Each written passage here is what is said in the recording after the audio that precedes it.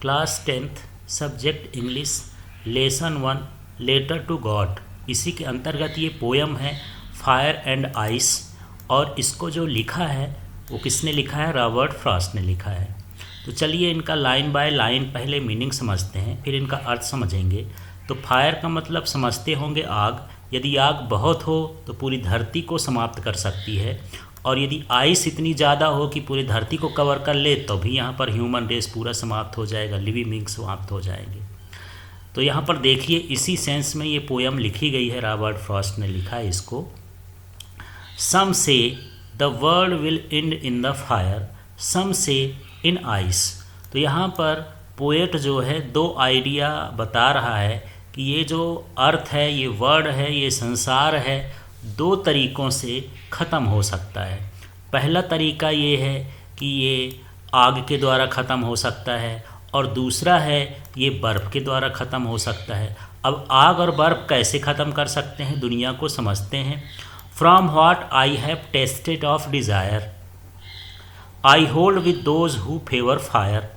तो पहला जो तरीका है उन्होंने बताया कि वर्ड कैसे एंड हो सकता है। From what I have tested of desire, जो हमारी इच्छाएं हैं, लोलुपता है, लालच है, और ये कभी समाप्त होती नहीं है। जिस तरह से किसी जगह पर आग लग जाए तो आग समाप्त नहीं होती है, उसी तरह से जो हमारी इच्छाएं हैं वो कभी पूरी नहीं होती हैं। एक ख़त्म होती है, दूसरी इच्छा इंसान में आ जाती है, और उन इच्छाओं की वजह से ये जो पूरा वर्ड है, डिज़ायर की वजह से, लालच की वजह से ये नष्ट हो सकता है। क्योंकि वही जो है हमारे अंदर आग जलाता है। जो फायर है वो किसका सिंबॉलिक करता है? डिज़ायर को सिंबल करता है। But if had to perish twice, लेकिन दूसरा तरीका है कि इस धरती को नष्ट किया जा सकता है। यहाँ पेरिस का मतलब मरना है, नष्ट करना है, डिस्ट्रॉय करना है, डाई करना है। तो यहाँ पर ये दूसरा तरीका है जिससे पूरा वर्ल्ड नष्ट हो सकता है। दूसरा व्यू क्या है? I think I know enough of hate.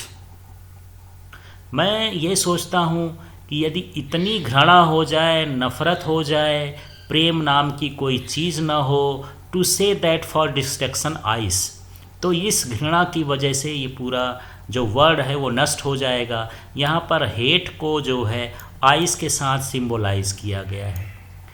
Is also great and would suffice, और ये जो हेट है और जो डिज़ायर है ये दुनिया को ख़त्म करने के लिए पर्याप्त हैं। तो इस तरह से रॉबर्ट फ्रॉस्ट ने ये 4 लाइनों में पूरी दुनिया को नष्ट करने के बारे में 2 व्यूज़ दिए हैं। एक डिज़ायर का, और उसको सिंबलाइज किया है किससे? फायर से, और दूसरा हेट, उसको सिंबलाइज किया है आइस से।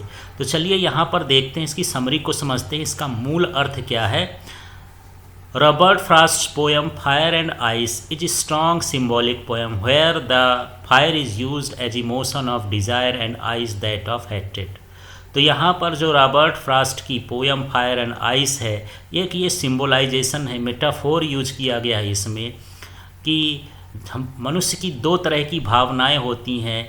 एक भावना होती है फायर जैसे होती है, माने आग जैसे होती है, वो होती है डिजायर और इच्छा। इसकी वजह से पूरा ह्यूमन समाप्त हो सकता है। और दूसरा हो सकता है हेट्रेड के लिए नफ़रत। हम एक दूसरे से नफ़रत करते हैं और उसको किस तरह से देखते हैं, पोएट इसको आइस की तरह देखते हैं, और इससे भी दुनिया क्या हो जाएगी? समाप्त हो जाएगी। तो इस तरह से 2 व्यूज़ यहाँ पर बताते हैं poet. He has used the idea of 2 groups who have their own possible explanation for the end of the world. यहाँ पर उन्होंने 2 समूहों का आइडिया दिया। कुछ ऐसे समूह होते हैं जिनके पास बहुत सारी डिज़ायर होती है, और कुछ ऐसे ग्रुप हैं जिनके पास बहुत सारा जो है हेट्रेड होता है। One is of the opinion that fire alone can destroy each and every possibility of life on the earth. एक ये है कि जो आग होती है या डिज़ायर होती है वो इस धरती पर सारी चीज़ों को नष्ट करने की क्षमता रखती है। On the earth, while the other thinks that if ice as a result of extremely low temperatures could cover the earth surface.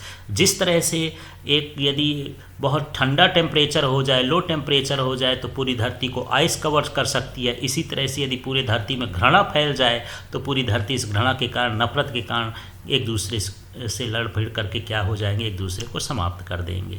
तो यहाँ पर both the components are compared with the self destructing human emotions.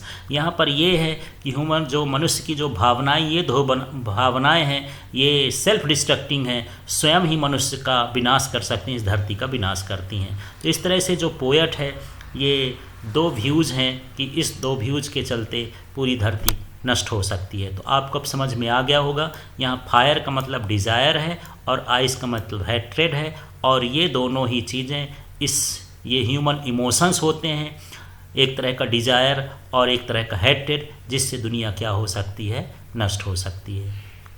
Thank you. इसके question answer देखने के लिए आप जो है डिस्क्रिप्शन बॉक्स में लिंक है, उस लिंक से जा कर के आप प्लेलिस्ट में इसके क्वेश्चन आंसर को भी देख सकते हैं।